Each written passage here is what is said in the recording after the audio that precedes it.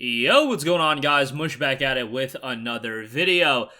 Got some Steam news and updates for you guys once again. Unfortunately, the latest PlayStation on PC release, not as successful to say the least as some of the other PlayStation on PC games. Quite far from it, actually. It is the least performing PlayStation PC title by far, but I don't think it really comes as that much of a shock. We'll talk all about that. Speaking of PlayStation, God of War sales has soared ever since its PC release, especially ahead of God of War Ragnarok. We'll talk about that, and then also want to round out this video by giving you guys a heads up on some new Steam releases that I think you should have on your radar, but we'll get to that at the end of this video. Alright, first of all, Sackboy: A Big Adventure. I don't think anybody was expecting this game to do gangbuster numbers, and it was really going to be a test to see how far Sony could push the price point of these PC releases, because it's one thing when you price Horizon really highly, it's one thing when you price God of War really highly. Even Days Gone, given that it still had a little bit of that novelty of it being one of the very first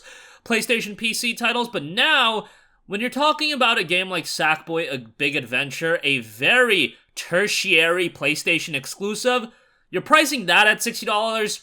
How far can you really push it? And it seems like the breaking point was Sackboy: A Big Adventure, because this game has absolutely tanked on PC. Now, I don't know what the expectations were for Sony, so maybe me saying it's tanking is a little bit of an exaggeration, because maybe they didn't expect it to do really well.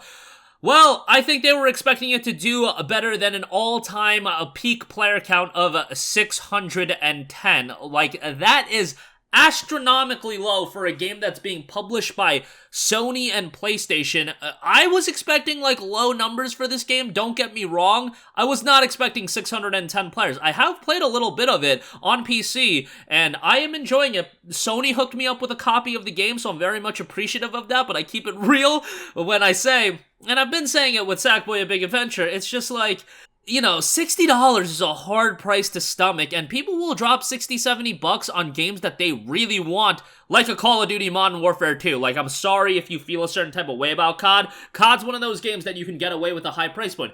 God of War, people are going to pay a high price point for that. Spider-Man, even though I had, you know, kind of lambasted the price point of that, given that it was a 4.5-year-old game or whatever, that's still a very, very notable IP and one of the most popular PlayStation releases of all time. Now, if this was Little Big Planet, okay, we'd be talking a little bit differently, and if Little Big Planet wasn't like 13 years old or whatever, it would be a little bit different. But it's Sackboy: A Big Adventure. It's a cross-generation PlayStation 5 launch title that was very much, even at launch, like, a game that not a lot of people, or not everybody picking up a PS5 was picking up Sackboy right out the gate. You know, people were picking up Miles Morales, people were picking up Demon's Souls. Sackboy wasn't a game that everybody was like, oh, let me pick up Sackboy.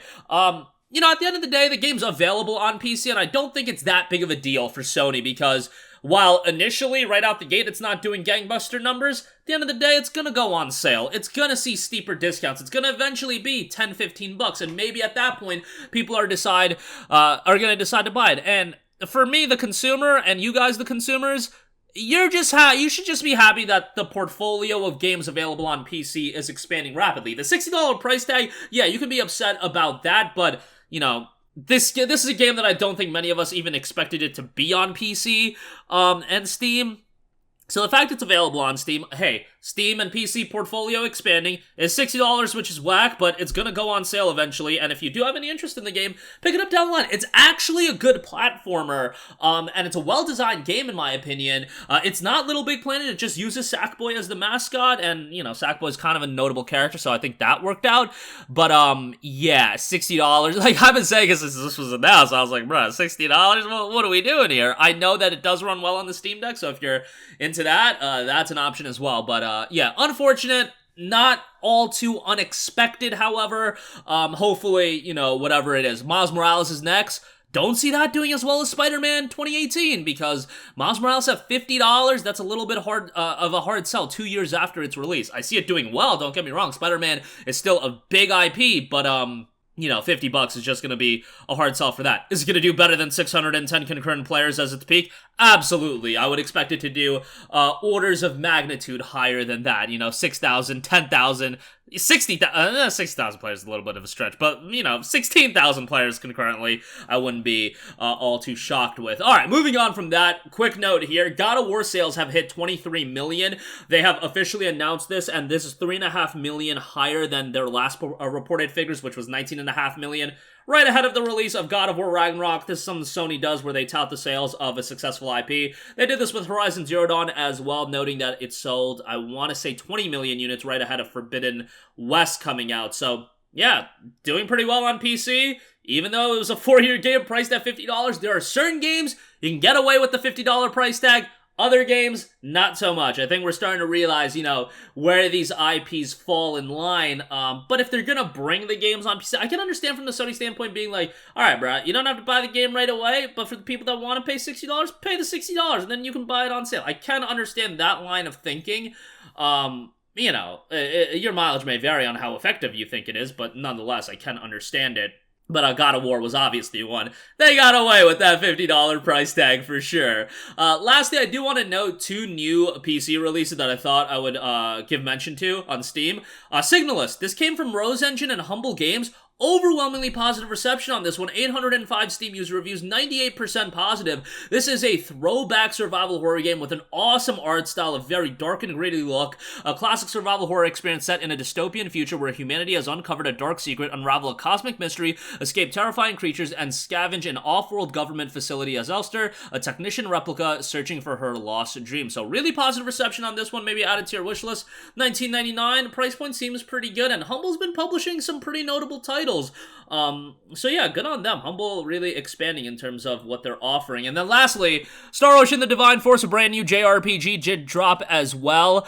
I've been playing it. I'm enjoying it.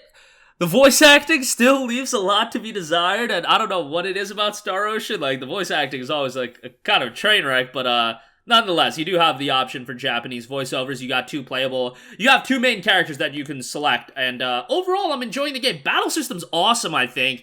Really digging that element of the game, and yeah, $60 is always going to be a little bit of a hard sell for any game, but this is a lengthy JRPG, so, you know, if you're down with something that's relatively average, maybe slightly above average, that's exactly what you're going to get out of Star Ocean: The Divine Force. I wanted to give mention to that as well. But that's going to do it for me. Let me know your guys' overall thoughts on Sackboy: A Big Adventure. I don't think it's a game that we are all too shocked about how it's doing from a sales and a performance standpoint as far as how many people are playing it.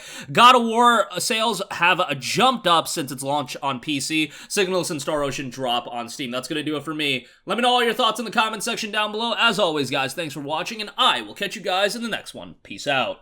Hey, what's going on, guys? Mush here again. Hope you enjoyed the video. As you guys might know, YouTube's notification system is sometimes a little bit wonky, even if you're subscribed to the channel. Maybe you're not abundantly aware that I uploaded a video. To remedy that situation, make sure you hit the bell notification button. This way, whenever I upload a new video, and I try to upload as consistently as possible, you will be notified directly of the upload, and you can watch it as soon as it goes live. I would really appreciate if you guys hit that button so you can stay up to date with all of the content I'm posting. But as always, guys, thanks for watching, and I'll catch you guys in the next one. Peace out.